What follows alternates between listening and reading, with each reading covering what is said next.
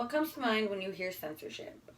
Covering or removing from access what may be offensive to certain people or certain groups of people would be my definition of censorship.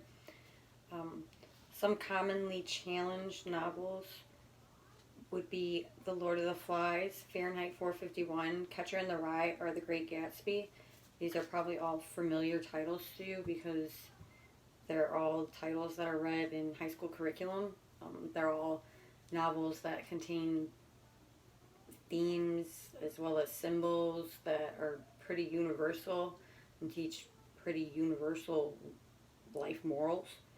Um, to me, all of these novels carried lifelong lessons and morals that basically shaped me to be the person that I am today. Banned Book Week is sponsored by the ALA, or the American Library Association. It brings attention to these commonly challenged novels and aims to keep the books within public access. So I'm going to begin with talking on some of the commonly challenged novels that seem to be read universally. These books all shaped my views and took part in making me who I am today, as I already said, like The Great Gatsby and The Lord of the Flies. The life lessons I learned would be that money can't buy happiness. That's basically a central theme in The Great Gatsby. He goes his entire life trying to just gain the love of Daisy. He has a light on the end of his dock that he flashes out to her at the other end of the town, and yet come the end of the book he still never really obtains her love. I also learned that humans are ugly by nature when survival comes into play and there's no structure involved. That's basically the central theme of Lord of the Flies. They're stranded on an island, they have no guidance whatsoever, and they do what they can to make way until they're rescued. I probably would have eventually learned these lessons, but they wouldn't be so easily applied to life situations or valued by me as much because of how I learned them. In an article by Olivia Griffiths written in 2016 called Burning to Read, Letters from My Students, I obtained the following quote: "Censoring, blocking truth, limiting yourself to those shiny, happy, and of-the-moment things engenders stupidity, ignorance, and anarchy." I really couldn't have said it any better myself. Banning knowledge just encourages ignorance. If I didn't read these novels and be able to see for myself what partying does or what silly actions can cause, then I may have gone ahead and done those things myself. Next, I'm going to cover obtaining life lessons from novels that didn't seem morally fitting to all.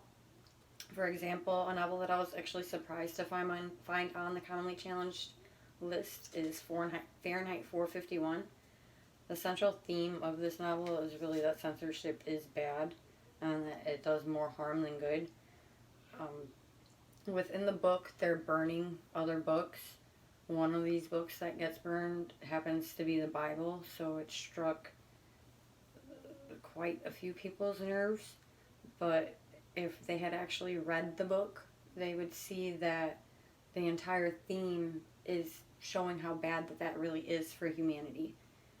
It seems the novels that are most commonly challenged are the ones that have questionable actions in regards to religion, sex, and drugs. I actually have my visual aid that shows what some of these commonly challenges are, or the reasons why the novels are commonly challenged.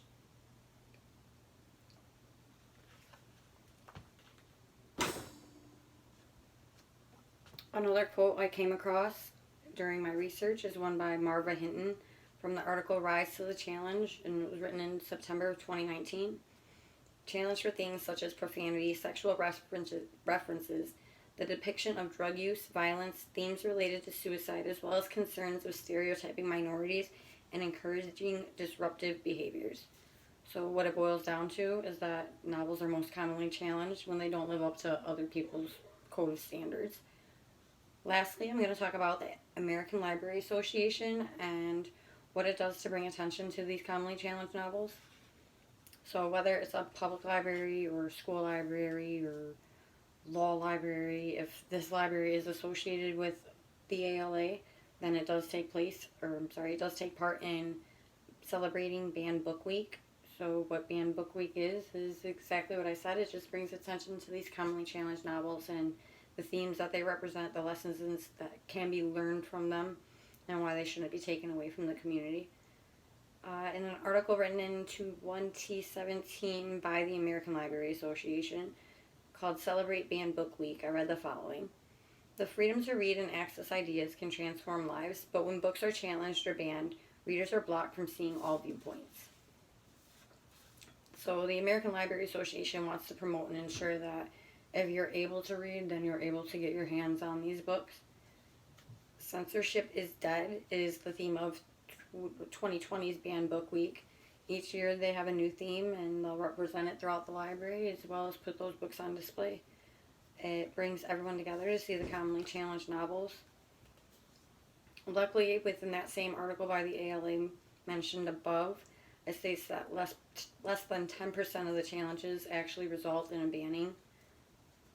In conclusion, it's almost unrealistic to try and ban a novel from public eye. Books like The Great Gatsby, The Lord of the Flies, and Fahrenheit 451 are all commonly challenged and happen to be the most influential novels I've probably ever read. Banned Book Week, sponsored by the American Library Association, is the best way to bring attention to these commonly challenged and banned novels, as well as the lessons we lose access to by censoring said novels. Thinking about checking some of these books out, just remember this warning from the article Extending the Reach of Banned Book Week, written in 2015 by Judith Rosen. Warning, may cause intellectual growth and symptoms of empathy.